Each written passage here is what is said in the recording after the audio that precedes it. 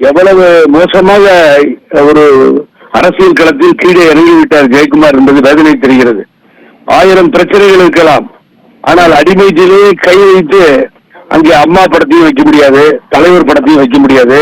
நாங்க விழா நடத்துவோம், நீங்க வாங்க, நீங்க தான் கதாநாயகன், அந்த வண்டியில நீங்க வருவீங்க, இந்த பக்கமும் அந்த பக்கமும் செக்யூரிட்டி 10 பேர் ஓடி வருவோம், ரோட்ல ஆளே இருக்க மாட்டாங்க. இப்படியெல்லாம் ஒரு நிகழ்வாக அமைந்த நிகழ்வில் இவரை இப்படிதான் வரவேற்று கூப்பிட்டு இருக்காங்க அப்படிங்கறத கண்ணனுக்கு நான் முன்னாடியே சொன்னேன்.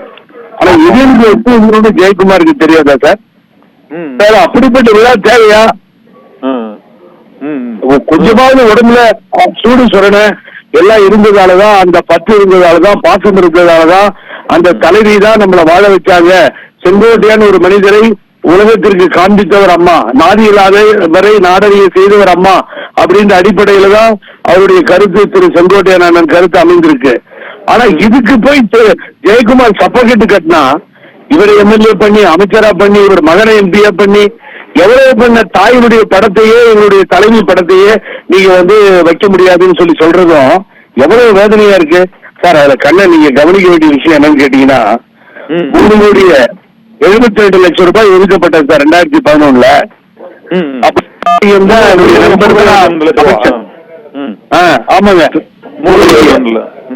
ஆமாங்க, 3,72,00,000 நானும் சொல்லிட்டு இருக்கேங்க. ஒதுக்கப்பட்டது அமைச்சர் ராமலிங்கம் தான், அப்ப மினிஸ்டர், அவருடைய நண்பர்.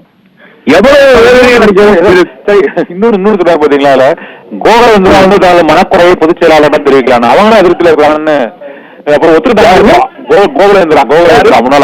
கோகுலேந்திரா முன்னாள் அமைச்சர் கோகுலேந்திராவுக்கு ஏதாவது மனக்குறை இருந்தால் அதை பொதுச் செயலாளரிடம் தெரிவிக்கலாம் அப்படின்னு அவங்களும் அதிருப்தியில எல்லாமே.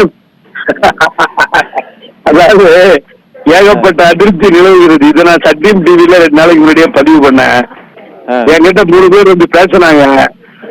ஆனா பேசின அவங்க கூட அவரை உரிமையில தான் பேசுறாங்க, நல்லபடியா பேசல. ஆகவே இவரால் இந்த கட்சி அழிவுங்கிறது முடிவுக்கு வந்துருச்சு. ஆனா உண்மையிலே மன வருத்தத்தோடு நான் சத்தியம் டிவிக்கு பேசிக் கொண்டிருக்கிறேன். இவங்க அம்மாவால மேல அம்மா படத்தையே வைக்க மாட்டேன்னு அந்த விவசாய சங்கம் சொன்ன பின்னணியும் அங்க போய் அதுல கலந்துக்கிறாங்க, அதுக்கு ஒரு நியாயம் கற்பிக்கிறாங்கன்னு சொன்னா, இவர்களுக்கு ஜெயலலிதா என்கின்ற ஒரு ஆளுமை தலைவி அல்ல, இவர்கள் பச்சை துரோகிகள் என்பதை நேற்றைய தினம் நடந்த நிகழ்வு மூலம் தெரிவித்து விட்டார்கள். இனி நான் வேண்டுகோள் வைப்பதெல்லாம் பழனிசாமி கிட்ட, தயவு செய்த படத்தை தூக்கி எறிந்து விடுங்கள். ஜெயலலிதா படத்தையோ எம்ஜிஆர் என்கின்ற படத்தையோ புரட்சி தலைவர் அம்மா படத்தையோ வைப்பதற்கு உங்களுக்கு எந்த தகுதியும் இல்லை. ஜெயக்குமாரையும் சேர்த்து சொல்றேன், தூக்கி எறிஞ்சிருங்க, வேண்டாம். உங்களால முடிஞ்சா நீங்க அரசியல் பண்ணுங்க. நாங்க சொல்லிக்கிறோம் எங்க தலைவர் எம்ஜிஆர், எங்க தலைவி அம்மான்னு சொல்லி. இனி அந்த படத்தை நீங்கள் தொடுவீர்களே ஆனால் அதை எதிர்த்து போராட்டம் நடத்த வேண்டிய நிலைமை ஏற்படும். வேலுமணி கூட புத்தி இல்லையா சார்?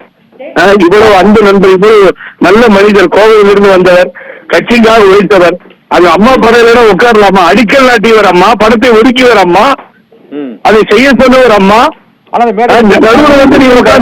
எடப்பாடி பழனிசாமி படம் மட்டும் பெருசா இருக்குதுல்ல, அந்த எடப்பாடி பழனிசாமி படம் மாத்திரம் இல்லைங்க, ஒரு பெரிய அசிங்கம். நீங்க சொன்னீங்கன்னா வேதனைப்படுவீங்க. ரோட்ல வராரு வண்டியில, அந்த பிளாக் ஐட்ஸ் மாதிரி ஓடி வராங்க, 2 பக்கமும் ஆளே இல்லைங்க ரோட்ல. ஒரு இடத்துல ஒரு கூட்டத்தை கூட்டி நடத்தணுன்றதுக்காக நடத்துறீங்க. ஆக தலைவர் இல்லாமல், அம்மா இல்லாமல், பேரறிஞர் அண்ணா இல்லாமல், தந்தை பெரியார தெரியாது, அவங்களுக்கு விட்டுருங்க. ஆகவே இவர்கள் எல்லாம் இல்லாமல் அந்த ஸ்டேஜில் போய் உட்கார்ந்து விழா வேண்டும், மகுடம் சூட்ட வேண்டும் என்று சொன்னால் இது என்ன சொல்றதுன்னே எனக்கு தெரியல. அனைத்து இந்திய அண்ணா திராவிட முன்னேற்ற கழக தொண்டர்களும் அங்கிருக்கின்ற நிர்வாகிகளும் சிந்தித்து பாருங்கள். இது உங்களது தாய்க்கும் தந்தைக்கும் செய்கின்ற துரோகம். இதை விட வார்த்தைகளை நான் பயன்படுத்தவே முடியாது. அதை அவிநாசி அத்திக்கடவு அவிநாசி திட்டத்திலே அந்த மண்ணிலே அந்த துரோகத்தை செய்துவிட்டு திரும்பி இருக்கிறார் பழனிசாமி. இதுக்கு சப்பக்கட்டு கட்டுறாரு ஜெயக்குமார். எல்லாம் பேசி சரி பண்ணிக்கலாம். ஆமா, எல்லாமே பேசி சரி பண்ணிக்கலாம். தந்தை பெரியாரை இழுத்து பேசினாலும் படித்து பேசினாலும் பேசி சரி செய்யலாம். பேரறிஞர் அண்ணாவை பேசினாலும் விட்டுக் கொடுக்கலாம். இப்பொழுது தலைவியும் இல்லை, தலைவரும் இல்லை என்கின்ற நிலையை ஏற்படுத்தி விட்டார்கள். இது வருந்தக்கூடிய செய்தி மாத்திரமல்ல, இனி அவர்கள் தலைவர் பெயரையும் அம்மா பெயரையும் சொல்லாமல் இருந்தால் நான் பழனிசாமியை பாராட்ட வேண்டி. இதுதான் என்னுடைய கருத்து. முயற்சி ஏற்படுதா இருக்கிறாம அந்த சமாதானப்படுத்தும் முயற்சி வந்து இந்த உடைந்த கண்ணாடியை ஒட்ட வைக்க முடியுமா சார் அது? இல்ல சார், உடைஞ்ச கண்ணாடின்றது நீங்க வந்து ஒரு இடத்துல உடையலீங்க. இது இந்த பெரிய கண்ணாடி ஒரு 100-200 சதுரடி இருக்கிற கண்ணாடி பல சுக்குநூறா உடைஞ்சிருக்கு. அந்த கண்ணாடி பொருத்தப்பட்டிருக்கிறது. கண்ணாடியை திறந்தாதான் தெரியும் எவ்வளவு உடைஞ்சிருக்குன்னு சொல்லி. ஆகவே அங்கே இருப்பவர்கள் நல்ல மனநிலையில் இல்லை. அங்கே இருக்கின்ற முன்னாள் அமைச்சர்கள், முன்னாள் மாவட்ட கழக செயலாளர்கள், இந்நாள் மாவட்ட கழக செயலாளர்கள் அத்தனை பேரும் வேதனை விளிம்பிலே தான் இருக்கிறார்கள். யாருக்கு பூனைக்கு மணி கட்டுவதுன்னு சொல்லிட்டு இருக்காங்க. ஆனா திரு செங்கோட்டையனை பொறுத்தவரை மிக கண்ணன் ஒண்ணு நான் பதிவு பண்றேன், ரொம்ப இம்பார்ட்டன்ட் விஷயம். நிறைவான கருத்தா சொல்லிருங்க, சொல்லுங்க சார். அதாவது செல்லூர் ராஜு வந்து ஸ்பீடா எடுத்தாரு, அவர் ஆஃப் பண்ணிட்டாங்க, பேசி சமாதானம் பண்ணிட்டாங்க. இப்போ 2 பேரை கூட்டி வச்சு பேசுறத நீங்க தான் சொல்லிட்டு இருக்கீங்க டிவியில. சாயங்காலம் 5 மணிக்குள்ள அண்ணன் செங்கோட்டையன் காலில் போய் விழுந்துருவாங்க 2-3 பேரு. விழுந்து சமாதானம் பண்ணுவாங்க.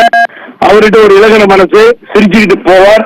ஆனால் நான் சத்தியம் டிவி மூலம் அண்ணன் செங்கோட்டையனுக்கு சொல்லுவேன், இது உங்கள் பர்சனல் பிரச்சனை கிடையாது, தனிப்பட்ட பிரச்சனை கிடையாது. எந்த ஆயுதத்தை கையில எடுத்திருக்கிறீர்களோ இது அம்மா தலைவர் மான பிரச்சனை. இந்த மான பிரச்சனையில் நீங்கள் விட்டுக் கொடுப்பீர்களே ஆனால் மக்கள் உங்களை பற்றியும் கேவலமாக நினைத்து விடுவார்கள். ஆகவே திரு செங்கோட்டையன் விட்டுக் கொடுக்க மாட்டார் என்று நம்புகிறேன். ஓகே, நன்றி சார். இணைப்பில் வந்து பல்வேறு கருத்துக்களை தெரிவித்தமைக்கு நன்றி.